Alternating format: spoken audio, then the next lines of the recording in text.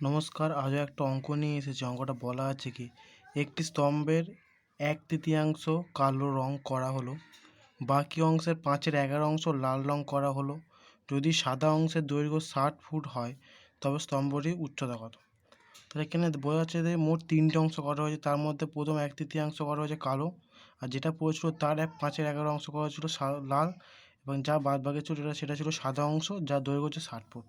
আমরা একটা বলে দিয়েছি, বাকি দুটো অংশ বলে দিয়েছি। তাহলে কী করবো, উত্তর হবে 165 ফুট।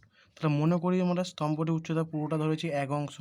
তাহলে কালো রং করা হয়েছে কত, 1/3। 1/3 মানে 1/3 অংশ, 1/3।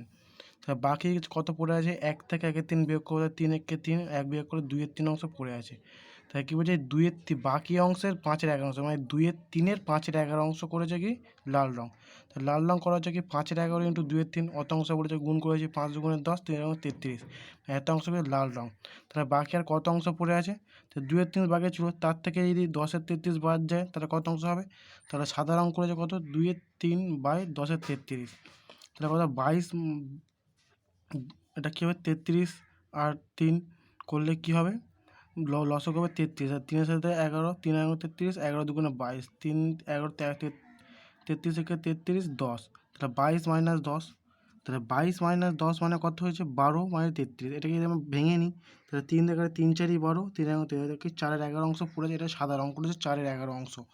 তাহলে প্রশ্ন আমরা শুরু আমরা কী বলেছে যে সাদা রং কত, সাদা রং বলেছে 60 অংশ, তাহলে 4/11 অংশ মানে 60।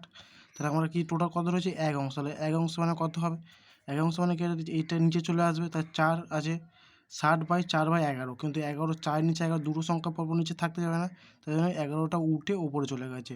তা 60 ইন্টু 11/4, 4 দিয়ে গেলে 4 একে 4, 4 15 60, 15 11 আর গুণ করলে কত হয়, 165 ফুট। তাহলে উত্তর কত হবে, 165 ফুট। আশা করি সব বুঝতে পেরেছো।